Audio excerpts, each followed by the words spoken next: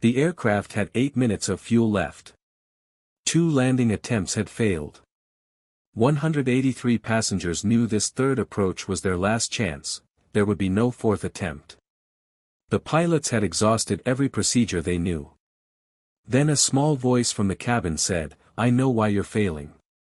My parent taught me how to fix this." Nobody expected those words to come from an 11-year-old child. Before you watch full story, comment below from which country are you watching. Don't forget to subscribe for more amazing stories. The Valentine's Day sunrise was still struggling through thick coastal fog when Maya Chen's world changed forever. Transglobal Flight 447 had been circling San Francisco for 40 agonizing minutes, and the digital clock on the seatback screen in front of her read 7:27 a.m. as Captain Robert Mitchell's voice came through the intercom with an edge that made her stomach tighten. She sat in seat 14C with her hands folded in her lap, watching the flight attendants move through the cabin with expressions they were trying desperately to keep neutral. She was 11 years old, small for her age, with dark hair pulled into a practical ponytail and her father's aviation watch too large on her thin wrist, the watch that read exactly 7:27 a.m. on this Tuesday morning of February 14, 2006. The same watch that had been on his wrist when he died 6 months ago in August 2005, testing the very procedures that might be the only thing that could save them now. To everyone around her, she looked like just another child who needed extra reassurance during this nightmare unfolding at 30,000 feet. The elderly woman in 14B had been trying to comfort her since the first aborted landing attempt, patting her hand and telling her in a grandmother's soothing voice that everything would be fine, that pilots knew what they were doing, that she shouldn't be frightened. The businessman in 14A had offered her his phone to call her family, assuming she was traveling alone and terrified. Flight attendants had checked on her repeatedly with the extra concern reserved for unaccompanied minors during emergencies, speaking in gentle tones designed to shield children from understanding just how dire their situation had become. Nobody knew she was probably the most qualified person on the aircraft to solve the problem that had already defeated 2 landing attempts. The intercom crackled with Captain Robert Mitchell's voice, and Maya heard something in his tone that most passengers wouldn't recognize, the barely controlled edge of a man who had run out of options and was facing the mathematics of his own mortality. "Ladies and gentlemen, this is your captain speaking." He paused, and in that hesitation Maya heard 40 years of flying experience confronting a situation that experience couldn't solve. "We're going to make our final approach into San Francisco International. I need to be completely honest with you, we don't have fuel for another attempt. This is it." The cabin went absolutely silent. Even the crying that had punctuated the previous 2 aborted approaches stopped as passengers processed what "this is it" actually meant. Maya felt the elderly woman's hand tighten around hers, felt the tremor in those aged fingers as the reality penetrated whatever comforting illusions people had been maintaining. "Our landing gear has partially deployed but won't lock into position," the captain continued, his voice steady but stripped of the reassuring cadence pilots usually maintain during emergencies. "Our hydraulic systems have failed. We've tried everything in our emergency procedures during our first 2 approaches. We've consulted with our maintenance teams on the ground. We've attempted every backup system this aircraft has." Another pause, longer this time, and Maya could almost hear him gathering courage to say the next words. "We're down to 8 minutes of fuel. That gives us 1 approach, 1 chance to get this right. If we have to abort this attempt, we won't have fuel to circle again. Emergency crews are standing by on the runway. Flight attendants, prepare the cabin for emergency landing. I need everyone in brace position when we begin final descent." Maya looked around the cabin and saw the moment understanding truly hit people. A woman 3 rows up began sobbing openly, her teenage daughter holding her while trying not to cry herself. A man across the aisle was gripping his wife's hand so hard his knuckles had gone white, and they were leaning their foreheads together whispering words that might have been prayers or might have been final "I love yous." A businessman who had been typing on his laptop during the first 2 aborted approaches had finally closed it and was staring straight ahead with the blank expression of someone forcing himself not to think about what came next. Parents were holding their children, couples were embracing, and throughout the cabin Maya could see people pulling out phones to type final messages to family members who wouldn't receive them until after whatever happened next had already happened. The flight attendants had stopped pretending this was routine.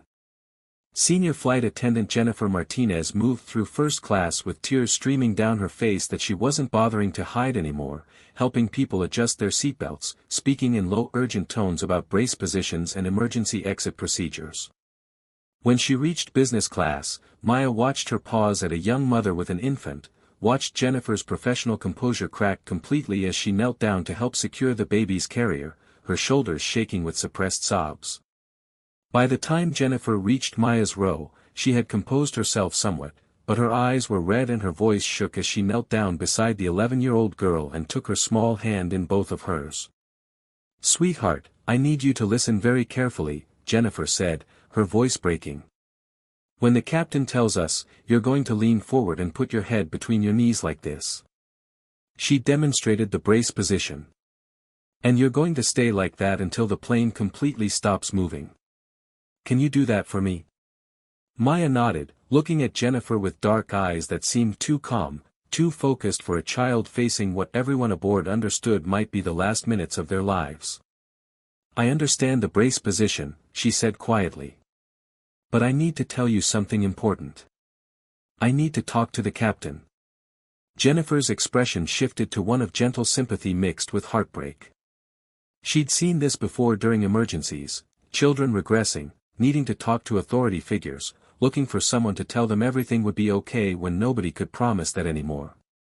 "Honey, the captain is very busy right now trying to land the plane. Is there something I can help you with? Are you scared?" "That's completely normal." "I'm not scared," Maya interrupted, and something in her tone made Jennifer pause. "I mean, I am scared, but that's not why I need to talk to him. My father was David Chen. He was a test pilot. He developed emergency landing procedures for situations exactly like this one. I know why your first two approaches failed, and I know what the captain needs to do differently on this third attempt."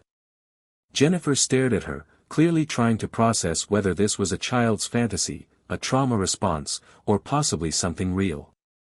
The elderly woman in 14B had been listening and now interjected gently, "Sweetheart, I know you're frightened, but the pilots know what they're doing." "The approach angle is wrong," Maya continued, her voice growing more urgent as she looked at Jennifer. "With partial gear deployment and no hydraulics, conventional glide slope calculations don't account for the asymmetric drag profile. Every standard emergency procedure assumes either full gear or no gear, not this partial configuration. My father spent 3 years researching unconventional approaches for exactly this scenario. He proved that the standard procedures won't work, but nobody in commercial aviation would listen to him because his techniques violate safety margins that assume you'll have another chance to try again." Jennifer's mouth had fallen open slightly. The technical precision in the child's words was impossible to dismiss as imagination. The businessman in 14A had turned around and was listening now with sharp attention. "How do you, David Chen was your father? The test pilot? He died 6 months ago testing advanced emergency procedures," Maya said, and her voice wavered for just a moment before steadying again. "But he taught me everything. He started when I was 6 years old. He said someday his research might save lives even if the industry wouldn't officially adopt it. Please, I need to talk to the captain before he begins the final approach. Once he commits to the descent profile, there won't be time to change the technique." A voice from across the aisle interrupted, a middle-aged man in a suit who had been listening with growing attention. "I'm Martin Reeves, aerospace engineer with Lockheed Martin. I knew David Chen. I attended his presentation on unconventional landing geometries at the AIAA conference in 2004. He was looking at Maya with an expression of dawning realization mixed with shock. "You're his daughter. He used to bring you to the conferences. He said he was teaching you everything he knew." I didn't realize he meant," he turned to Jennifer with sudden urgency. "Get this girl to the cockpit. Now. If she knows even half of what David was working on, she might actually be able to help them." But she's 11 years old, Jennifer protested, even as she was clearly reconsidering her initial dismissal. David Chen was one of the most brilliant test pilots in the country, Martin said firmly. His research on unconventional emergency procedures was groundbreaking. The industry wouldn't adopt it because it was too risky, too far outside standard protocols. But that doesn't mean it wasn't valid. If she really knows his techniques, he looked at Maya intently. Tell me something specific. What was your father's core theory about partial gear landings? Maya met his eyes steadily. That conventional approaches fail because they assume symmetrical drag and adequate control authority. With partial gear and hydraulic failure, you have neither. The standard 3-degree glide slope requires precise lateral control that failed hydraulics can't provide, and the energy management calculations don't work when one side of the aircraft has gear drag and the other doesn't. My father proved that you need a completely different approach geometry, specifically a spiral descent that manages energy through bank angle rather than through conventional speed and glide slope control. Martin's eyes widened. The spiral energy bleed approach. He showed me the simulations. He said he'd tested it successfully but could never get FAA approval because it violated too many standard operating procedures. He turned back to Jennifer. She knows what she's talking about. This isn't a child's imagination. The 7:29 a.m. sun was breaking through the fog in golden shafts as Jennifer made a decision that violated every protocol but seemed like the only rational choice in a situation where conventional protocols had already failed twice.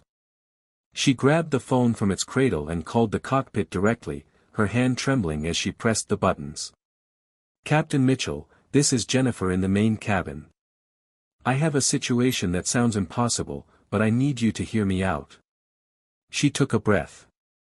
I have an 11-year-old passenger who claims her father was test pilot David Chen and that she knows why our approaches are failing.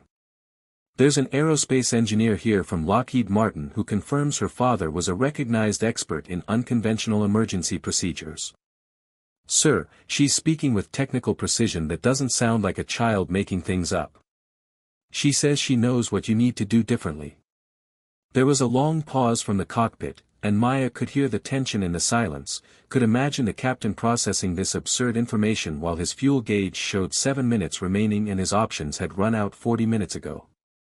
Then Captain Mitchell's exhausted voice came through, rougher than the professional tone he'd maintained over the intercom. We have 7 minutes of fuel and I've already tried everything I know. Everything. Send her up. The cockpit door opened 30 seconds later, and Maya stepped into the cramped space where Captain Robert Mitchell and First Officer Sarah Vega were surrounded by warning lights that painted their faces in red and amber, alarm sounds that created a constant backdrop of urgency, and a kind of controlled chaos that represented two experienced pilots who had exhausted every option their combined 70 years of flying had taught them. Captain Mitchell turned in his seat to look at the small girl standing in his cockpit doorway, and his expression was a complicated mixture of desperation, skepticism, and the kind of openness that only comes when a man has accepted he's out of answers. He was 62 years old with silver hair and deep lines around his eyes, a decorated former Air Force pilot who had logged more than 30,000 hours in everything from fighters to commercial jets. He had landed aircraft with engine failures, hydraulic problems, electrical fires, and once even a bird strike that had taken out both engines. He had trained for every conceivable emergency scenario in simulators that could replicate any disaster. And now he was looking at an 11-year-old child as possibly his last hope. You have 5 minutes to convince me, he said simply, his voice stripped of any pretense or cushioning. Tell me why our approaches failed. Maya moved to stand between the two pilots where she could see the instrument panel, and her eyes scanned the displays with practiced efficiency that made both pilots exchange a glance. She saw the airspeed indicator, the altitude, the fuel gauge showing critically low levels, the warning lights indicating partial gear deployment and complete hydraulic failure. She saw the approach profile displayed on the navigation screen, saw the damage status indicators, and understood in that moment exactly what her father had spent 6 years preparing her for. When she spoke, her voice was steady and technical, stripped of any childish uncertainty, channeling every lesson her father had drilled into her during countless hours in simulators and small aircraft and technical discussions that had seemed like elaborate games until right now when she understood they had been preparation for exactly this moment. Your first approach failed because you followed standard emergency gear-down procedures with a 3-degree glide slope at 140 knots, she said, pointing at the navigation display where the previous approach path was still visible. But with partial gear deployment creating asymmetric drag on the left side and no hydraulics for flight control compensation, that approach angle required control surface authority you don't have. The aircraft was tracking off centerline because the rudder couldn't compensate for the asymmetric drag. You had to abort because the aircraft was 4 degrees off centerline at 500 feet with insufficient control response to correct, and you recognized you'd either missed the runway or touched down sideways. Captain Mitchell's eyes widened. Every word she'd said was accurate, technical details that shouldn't be accessible to anyone who hadn't been in this cockpit for the past 40 minutes watching the first approach fail in exactly the way she was describing. First Officer Vega was staring at Maya with her mouth slightly open. How could you possibly know our exact drift angle? Your second approach, Maya continued, not pausing because she could see the fuel gauge and knew time was the one thing they didn't have. You tried compensating by increasing speed to 150 knots to improve control authority and decrease the time the aircraft spent in the unstable approach phase. But that increased your sink rate beyond what partial gear can handle on touchdown. The deployed gear isn't designed to absorb landing energy at high sink rates. The strut compression would have collapsed the gear and sent you cartwheeling down the runway. You aborted at 200 feet when you recognized the sink rate was 1,000 feet per minute and accelerating, and you knew impact at that rate would be catastrophic. Captain Mitchell was gripping his control yoke so hard his knuckles were white. Who told you our abort altitudes? Who's been talking to you? Nobody told me, Maya said. I knew because my father tested this exact scenario 43 times. He documented every approach, every failure mode, every reason conventional procedures don't work with this specific combination of failures. He proved that standard emergency techniques have a 0% success rate with partial gear deployment and complete hydraulic failure. 0%, Captain. Your 2 approaches didn't fail because you did anything wrong. They failed because what you're trying to do is aerodynamically impossible using conventional techniques. The cockpit was silent except for the steady alarm tones and the sound of Captain Mitchell's breathing, which had become faster and shallower as he processed what this child was telling him, that his 40 years of experience, his thousands of successful landings, his encyclopedic knowledge of emergency procedures, all of it was insufficient for this specific situation. Then what do we do? First Officer Vega asked, and her voice carried the first edge of real panic since the emergency began. If conventional approaches don't work, what the hell are we supposed to? The spiral energy bleed approach, Maya said, and now she moved closer to the instrument panel, her small fingers pointing at the navigation display. My father developed it specifically for situations where conventional approaches fail due to asymmetric configuration and inadequate control authority. Instead of a straight-in approach that requires precise lateral tracking, you spiral down directly over the runway threshold. You use a steep bank angle, 45 degrees exactly, at low speed, 95 knots. The spiral lets you bleed off altitude and energy simultaneously while keeping the aircraft directly over your landing point, which eliminates the need for precise lateral control. That's insane, First Officer Vega said flatly. 45-degree bank at 95 knots at low altitude with no hydraulics. We'll stall. The stall speed with this configuration has to be at least 100 knots. And a spiral approach puts us in a continuous descending turn with zero margin for error. If we misjudge the turn radius or the energy bleed rate even slightly, we either overshoot the runway entirely or we're too high and too fast on final with no way to correct.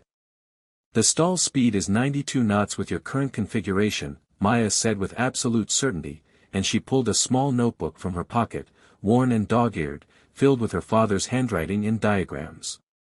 My father calculated it based on the exact drag profile you're experiencing.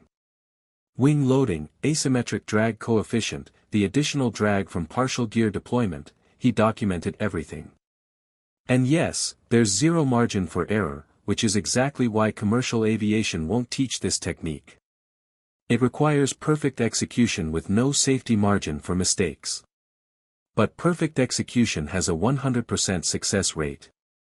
Your conventional approaches have a 0% success rate with this damage. You've already proved that twice. Captain Mitchell reached out and took the notebook from her hands, flipping through pages filled with technical calculations, diagrams of spiral approach geometries, tables of speeds and bank angles and descent rates. His hands were shaking slightly as he read, and Maya watched his expression transform from skepticism to shock to something like awe.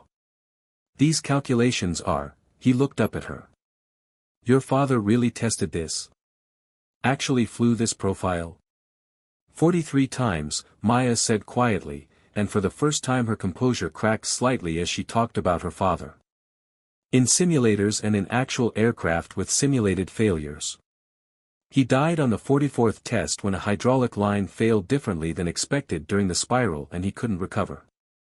It was 6 months ago. She touched the watch on her wrist. But the 43 successful tests proved the technique works. He documented everything in that notebook. The spiral approach succeeds when conventional approaches fail, but it demands precision that most pilots won't attempt because one mistake is fatal and there's no way to abort once you commit. The cockpit was silent except for the alarms. Captain Mitchell looked at his fuel gauge again, 6 minutes remaining, then at First Officer Vega, whose face had gone pale, then back at this 11-year-old girl who had just presented him with research that simultaneously represented a possible solution and the most terrifying approach technique he'd ever considered attempting. If I do this, he said slowly, his voice careful and measured, if I put this aircraft into a 45-degree bank at 95 knots at low altitude with no hydraulics and partial gear, I'm trusting your father's research with 183 lives. Including yours. Including mine. Including every person on this aircraft who trusts me to get them down safely. And if the technique fails, if your father's calculations are wrong or if I execute it incorrectly, we don't have fuel to abort and try anything else. We crash. Everyone dies. Maya met his eyes with a directness that was unsettling from someone so young, and when she spoke her voice carried a weight that seemed impossible for an 11-year-old to possess. If you do another conventional approach, Captain, you'll abort again because the same problems that caused the first 2 failures still exist, or you'll try to force a landing that the aircraft can't physically accomplish and you'll crash trying. My father proved mathematically that conventional approaches have 0 success probability with your specific failure configuration. 0. The spiral approach has risks, significant risks, but it actually has a success probability above 0. That's the only real choice you have. First Officer Vega interjected, her voice tight with stress. But even if the approach technique works, we still have to touch down with partial gear. How are we supposed to? You don't flare, Maya said immediately. That's critical. Every instinct will tell you to pull back and reduce sink rate on touchdown, but with partial gear, flaring will cause the deployed gear to touch first while the other side is still in the air. The asymmetric touchdown will flip you. You have to fly it straight onto the runway at high sink rate, about 1,000 feet per minute. The deployed gear will collapse on impact, but the aircraft will slide on its belly and the fuselage structure will absorb the energy. It'll be rough, but it's survivable. My father tested the impact loads. He proved the airframe can handle it. Captain Mitchell was reading through the notebook again, his trained pilot's mind processing the calculations and recognizing their validity even as every instinct screamed that this was too risky, too far outside standard procedures, too dependent on perfect execution. He had built a 40-year career on following procedures, on trusting proven techniques, on never attempting anything in an actual aircraft that hadn't been thoroughly tested and validated by thousands of previous pilots. And now he was being asked to attempt something that had been tested exactly 43 times by one unconventional test pilot and would be taught to him by that pilot's 11-year-old daughter. He made a decision that would be debated by aviation investigators, safety boards, and industry panels for years afterward. He turned to First Officer Vega and said, his voice steady despite the magnitude of what he was committing to. Get ground control on the line. Tell them we're attempting an unconventional approach procedure. Tell them we're taking guidance from a passenger with specialized expertise in emergency landing techniques. Tell them to have every emergency vehicle they've got standing by because this either works perfectly or it doesn't work at all. And tell them, he paused. Tell them if this works, they need to review David Chen's research, because apparently we've been missing something important in our emergency training. First Officer Vega stared at him for a long moment, then nodded and reached for the radio. Ground control, this is Transglobal 447. Be advised we are attempting a non-standard approach based on specialized emergency procedure research. Request all available emergency equipment standing by. At 7:32 a.m., with 5 minutes of fuel remaining and the fog beginning to burn off under the strengthening sun, Captain Mitchell pushed the control yoke forward and began the turn that would position Flight 447 over the approach end of runway 28L. Maya stood between the pilots, her small hands gripping the back of the captain's seat, her father's watch reading 7:32 as she began providing guidance that would either save everyone aboard or kill them all. Reduce speed to 110 knots, she said, her voice calm with a forced steadiness that she'd learned from her father during hundreds of hours in simulators and small aircraft, during technical discussions where he'd made her explain procedures until she could recite them perfectly, during practice sessions where he drilled emergency responses until they became automatic. Position directly over the runway threshold at 3,000 feet. When I say start the spiral, I need you to bank 45 degrees to the left, that's away from your deployed gear side, which gives you better control authority because the deployed gear is creating drag on the left and banking away from it reduces the control inputs needed. The Boeing 767 slowed and turned, positioning itself above the end of the runway, and Maya could feel the aircraft's unstable response to every control input. The partial gear was creating asymmetric drag that wanted to pull them sideways with every adjustment. The failed hydraulics meant the control surfaces responded with dangerous delay. Captain Mitchell moved the yoke and there was a perceptible lag before the aircraft reacted, and even then the response was sluggish and imprecise. She could feel everything her father had taught her coming into focus. All those hours he'd made her close her eyes in small aircraft and describe what the plane was doing by sound and vibration alone, all those technical discussions about energy states and drag profiles that had seemed abstract until right now when she could feel the aircraft's energy state through the seat of her pants and understand exactly what needed to happen next. Start the spiral, she said, her voice cutting through the cockpit noise with clear authority.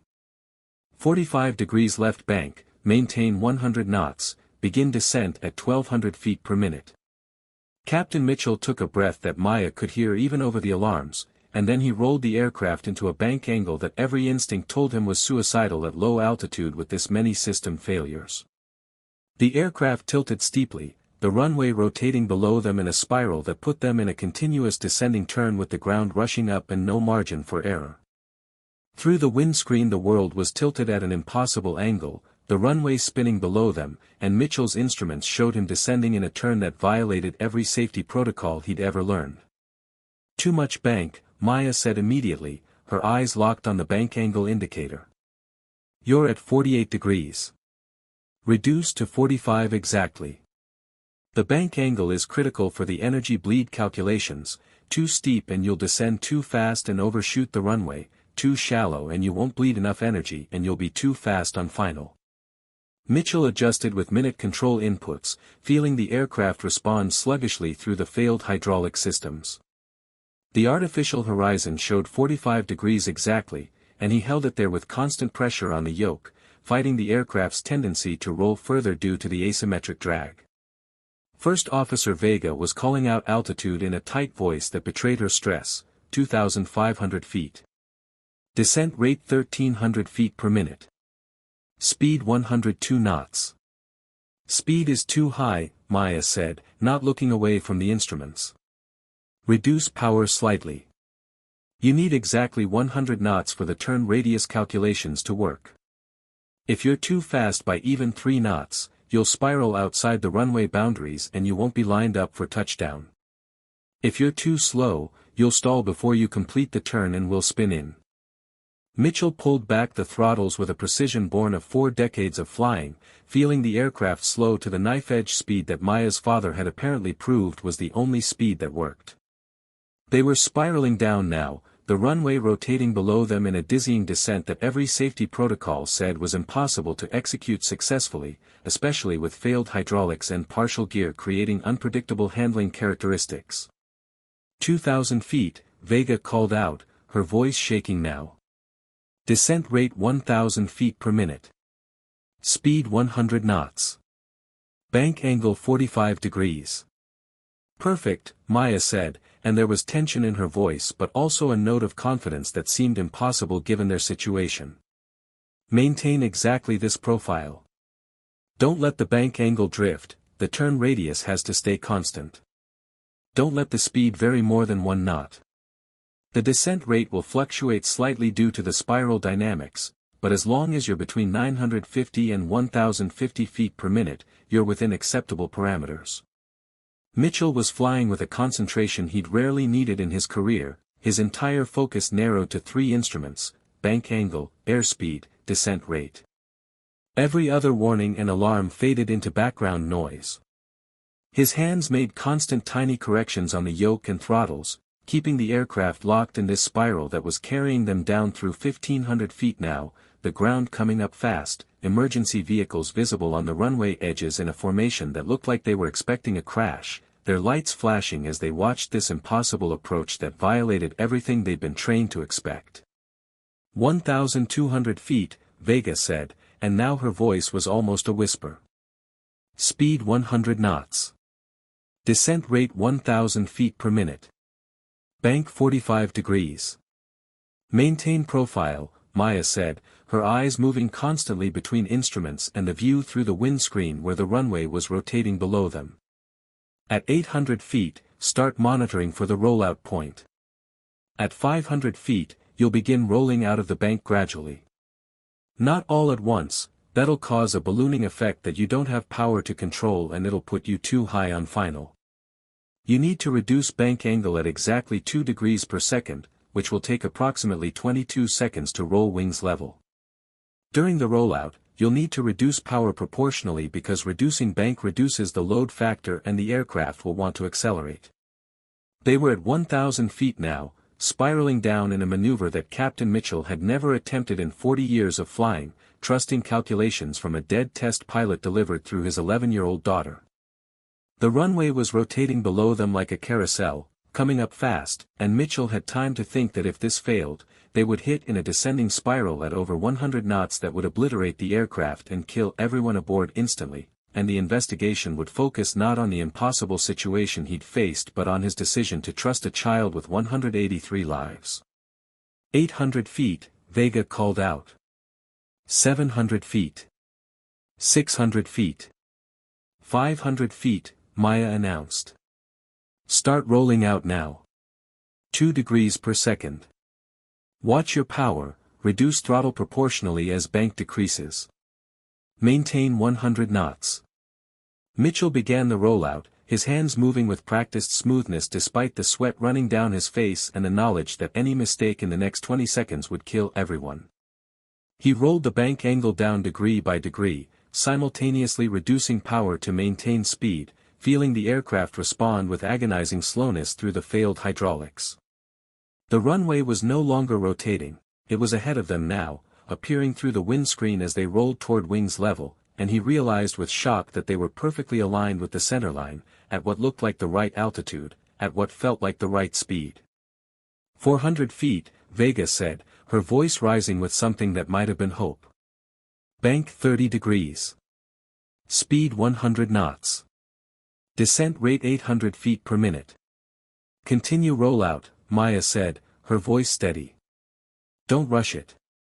2 degrees per second. You're doing perfectly.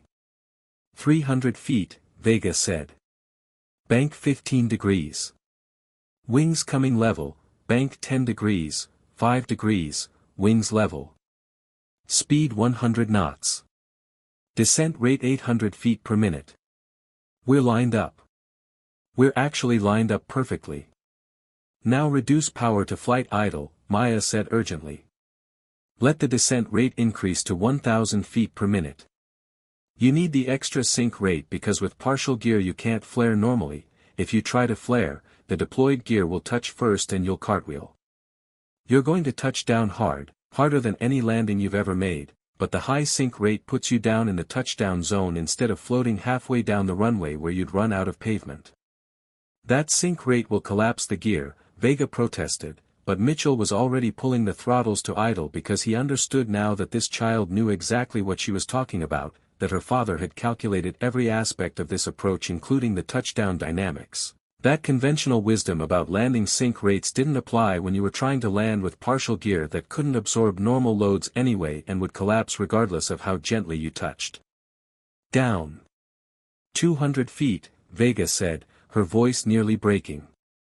1,000 feet per minute sync rate. Speed 98 knots. 150 feet. 100 feet. Don't flare, Maya said with desperate urgency, knowing that 40 years of flying instinct would be screaming at Captain Mitchell to pull back, to reduce sync rate, to make it a smooth landing. This is critical, Captain. Don't pull back. Just fly it onto the runway. Let it hit hard. The deployed gear will collapse but that's supposed to happen, the belly landing is part of the design. If you flare, the asymmetric gear will catch first and flip you. 50 feet, Vega said, and now she was crying openly. 40 feet. 30 feet. Captain Mitchell fought every instinct developed over 30,000 hours of flying as he watched the runway rushing up at a sync rate that would normally be considered a crash. His hands wanted to pull back on the yoke, wanted to flare and cushion the touchdown, wanted to make this a landing instead of what looked like a controlled crash.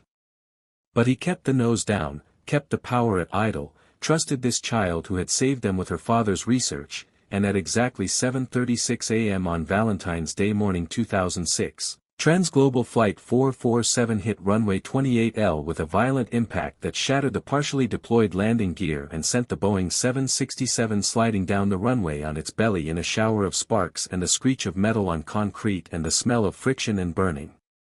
The aircraft slid for 4,200 feet, an eternity of noise and terror and violence, before friction and the remnants of the destroyed gear brought it to a grinding, shuddering halt 700 feet from the end of the runway. For a moment there was stunned silence in the cockpit, broken only by the wail of alarms and the crackle of flames beginning somewhere behind them. Then emergency vehicles surrounded them within seconds, foam covering the aircraft, fire suppression systems activating, evacuation slides deploying with sharp bangs, and Captain Mitchell was on the radio calling for evacuation while First Officer Vega was already out of her seat opening the cockpit door to help direct passengers to exits.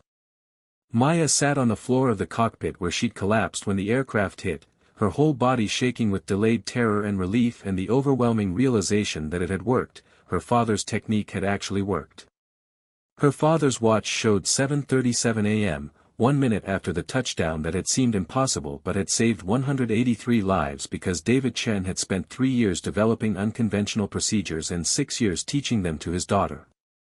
Captain Mitchell turned in his seat and looked down at her with tears streaming down his weathered face, and his voice broke as he said simply, "You saved us. Your father saved us." The evacuation took 8 minutes. 183 passengers slid down the emergency chutes into the arms of firefighters and paramedics, shaken and bruised but alive. 13 people had minor injuries from the hard landing, a broken arm, several bruised ribs, 1 concussion from luggage falling from overhead bins, but nobody died. Not one person.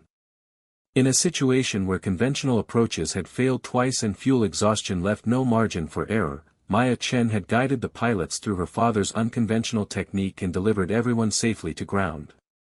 The investigation took 6 months and involved every aviation expert the NTSB could assemble. They brought in test pilots, aerospace engineers, landing dynamics specialists, human factors researchers. They reconstructed the entire emergency from cockpit voice recordings that captured Maya's calm technical guidance and Captain Mitchell's agonized decision to trust her. They analyzed flight data that showed the spiral approach parameters matching her father's calculations with remarkable precision. They interviewed all 183 passengers and every member of the flight crew. And they located David Chen's research files. The files were stored in Maya's home, carefully preserved by her aunt who had been David's sister and who had watched him spend years developing procedures that the aviation industry dismissed as too unconventional. Thousands of pages of calculations filled filing cabinets, mathematical models of asymmetric drag profiles, spiral descent energy management equations, landing impact load analysis for partial gear scenarios. Test flight data documented 43 successful demonstrations of the spiral energy bleed approach in aircraft ranging from small single-engine planes to modified commercial jets. Simulator records showed hundreds of additional trials refining the technique. The NTSB brought in independent test pilots who reviewed David Chen's work with growing astonishment.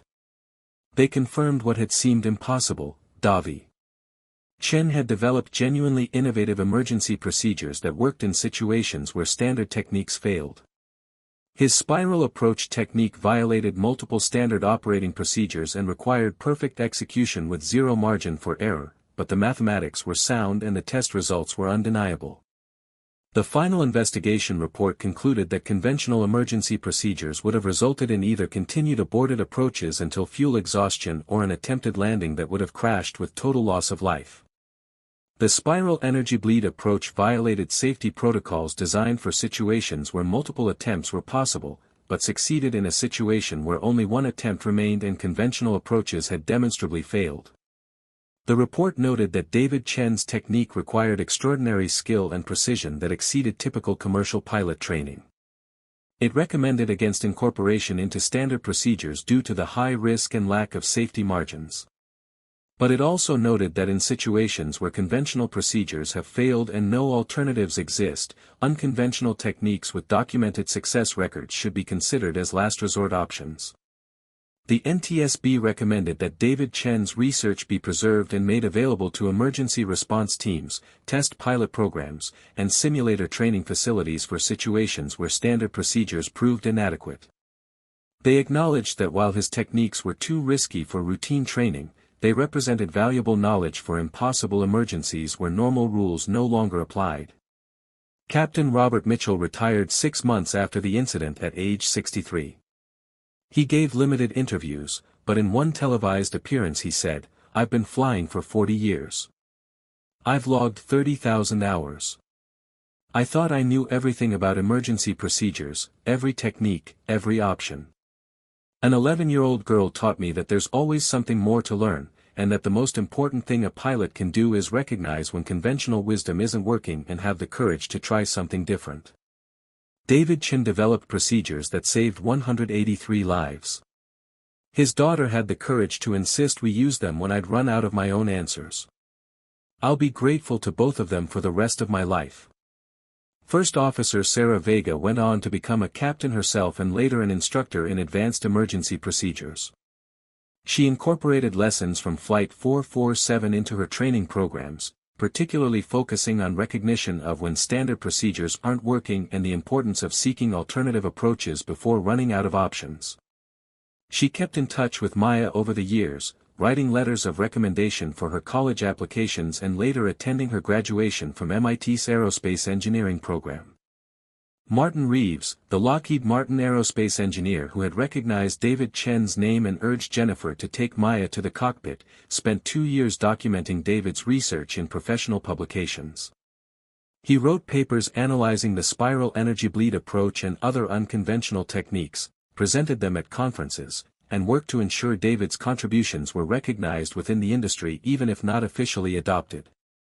He established a foundation in David Chen's name to fund research into emergency procedures that existed outside conventional training, believing that innovation often came from those willing to question standard practices. Jennifer Martinez, the senior flight attendant who made the impossible decision to send an 11-year-old passenger to the cockpit during final approach, was initially investigated for violating protocol. But after the full story emerged, after investigators understood that Maya's knowledge had genuinely saved the flight, she was instead recognized for making a courageous decision under impossible circumstances. She continued flying for another 12 years before retiring, and she never forgot the Valentine's Day morning when trusting a child's expertise had been the difference between disaster and survival. Chen was interviewed extensively by investigators, psychologists evaluating her capability to provide the guidance she'd given, and journalists fascinated by the story of the 11-year-old who had saved a commercial flight. Everyone who met her came away convinced that Chen had spent 6 years giving his daughter an education in aviation that exceeded most professional pilots' training. They found her calm under pressure, technically precise, and carrying both the burden and the pride of having her father's controversial research prove its value by saving 183 lives. But the most important conversations happened privately, with the child psychologist who worked with Maya in the months after the emergency, helping her process the weight of what had happened and what it meant. "I used to wonder why my dad spent so much time teaching me all that technical stuff," Maya said during one session 3 weeks after the incident, sitting in a comfortable chair in the psychologist's office and holding the aviation watch that was still too large for her wrist. "Other kids were doing soccer and piano lessons and sleepovers, and I was in flight simulators learning about asymmetric drag profiles and emergency energy management. Sometimes I thought it was weird, you know. Like, why did an 11-year-old need to know how to calculate spiral descent rates? Why did I need to memorize stall speeds for different aircraft configurations?" "And now?" the psychologist asked gently, her voice carefully neutral. "Now I understand he was giving me everything he had," Maya said, and her voice broke slightly. "He knew his research was important.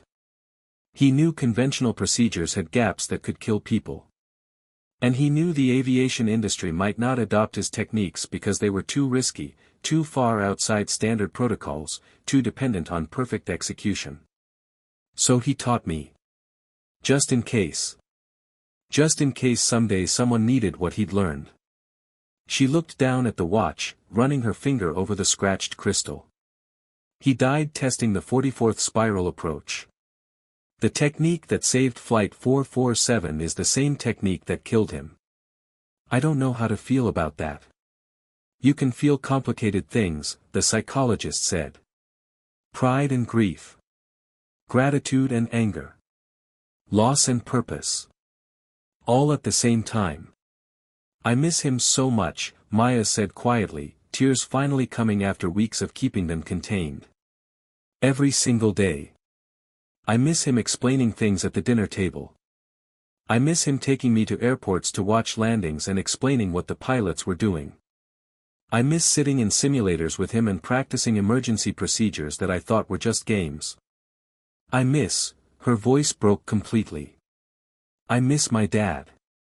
The psychologist let her cry, let the grief flow that Maya had been holding back during interviews and investigations and all the attention that had made her into a public figure when all she wanted was to be a normal 11-year-old girl whose father hadn't died testing experimental procedures. "But when I was in that cockpit," Maya continued after a while, wiping her eyes, "it was like he was there with me.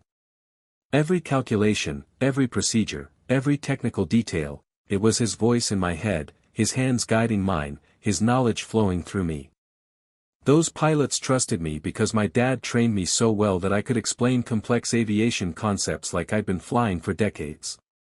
All those people lived because he loved me enough to teach me everything he knew, even when it seemed excessive or unusual or when people probably thought he was pushing me too hard." She touched the watch again, and when she looked up her eyes were red but her voice was steadier. "This was on his wrist when he died. The accident investigators gave it to me afterward. Now it's on mine.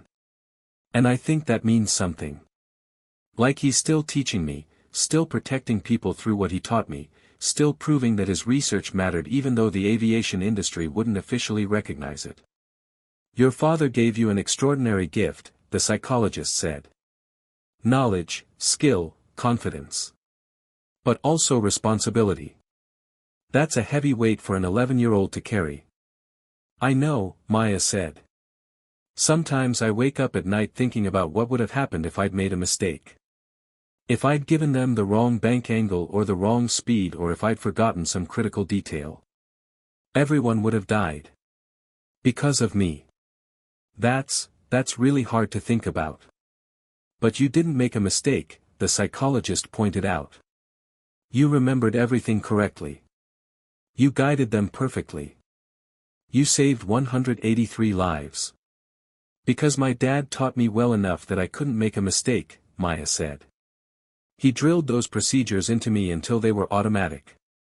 He made me explain everything back to him until I could recite it perfectly even when I was tired or distracted. He taught me like he knew someday it would matter this much. She was quiet for a long moment, then continued in a softer voice, I'm not sorry I had to carry that weight. I'm not sorry he trained me so intensively. 183 people went home to their families because my dad spent 6 years teaching me how to save them. That's not a burden. That's love. That's the best kind of love there is, love that keeps working even after someone dies, love expressed through knowledge and preparation, love that saves lives. The psychologist nodded slowly. That's a very mature way to look at it. My dad used to say that love isn't just about feelings, Maya said. It's about giving people the tools they need to survive and thrive even when you're not there anymore. He gave me those tools. And on February 14th, those tools saved 183 people. That's how I want to remember him. Not as someone who died doing something risky, but as someone whose love was so practical and so powerful that it continued saving lives even 6 months after he was gone. The sessions continued for months, helping Maya process the complicated emotions of being suddenly thrust into the public eye, of being called a hero when she felt like she was just using knowledge her father had given her, of carrying the weight of knowing that 183 people's lives had depended on her memory being perfect in a moment of extreme stress. But as the months passed and the intensity of public attention faded, Maya found herself settling into something like peace with what had happened. She couldn't change that her father had died. She couldn't change that she'd been on Flight 447 when it faced an impossible emergency. She couldn't change that she'd been thrust into a position where 183 lives depended on an 11-year-old remembering technical procedures perfectly. What she could do was honor her father's memory by valuing the knowledge he'd given her, by pursuing aviation as a career herself, by working to ensure his research was recognized and preserved, by becoming the kind of person who made his intensive training of her field justified and worthwhile. The sun had fully risen by the time Maya left one of her final sessions with the psychologist, 6 months after the incident, the August morning bright and warm. She walked outside where her aunt was waiting to drive her home, and she looked up at a commercial jet passing overhead, leaving contrails across the blue sky. Somewhere up there, pilots were flying approaches that would probably never face the kind of emergency that Flight 447 had confronted. They would land safely using conventional procedures developed through decades of experience and refined through countless successful operations. That was how aviation usually worked: proven techniques, careful adherence to procedures, safety margins built on safety margins, multiple opportunities to correct if something went wrong. But Chen knew something those pilots might never learn, that sometimes conventional wisdom fails, that sometimes the most important knowledge exists outside standard training, that sometimes the courage to try something unconventional is the only thing standing between disaster and survival, and that love expressed through intensive teaching and preparation continues protecting people long after the teacher is gone. She touched her father's watch, 8:47 a.m. now, exactly 6 months and 14 days since the moment Flight 447 had touched down in that violent, perfect landing that shouldn't have worked but did. 6 months since 183 lives had been saved by techniques Chen developed and taught to a daughter who loved him enough to absorb everything he had to give. The jet overhead completed its turn and lined up for its approach, descending toward the airport on a standard 3-degree glide slope at standard approach speed following standard procedures that would result in a standard safe landing. That was normal. That was how aviation usually worked. But Maya would never be normal again. She would carry her father's knowledge, his unconventional wisdom, his willingness to challenge conventional approaches when conventional approaches weren't working. She would carry the weight of having used that knowledge to save lives, and the responsibility to preserve what he taught her for whatever future emergency might require it. She was 11 years old, about to start 6th grade, with her whole life ahead of her. And she would spend it proving that sometimes the most qualified person is the one nobody would ever suspect, that love expressed through intensive training continues saving lives long after someone dies, and that the greatest gift a parent can give is the knowledge and courage to act when acting seems impossible but is absolutely necessary. Flight 447 had landed at 7:36 a.m. on Valentine's Day 2006. 183 people lived because an 11-year-old girl learned her father's lessons well enough to teach them to experienced pilots when those pilots had run out of their own answers. That was the day Chen understood that her father's unconventional research hadn't been strange or obsessive or unnecessarily risky. It had been love, expressed in the language of aviation. And that love had saved lives exactly the way he'd always hoped it would, through the daughter he'd trained to carry his knowledge into situations where that knowledge would make the difference between everyone living and everyone dying. She would honor that for the rest of her life.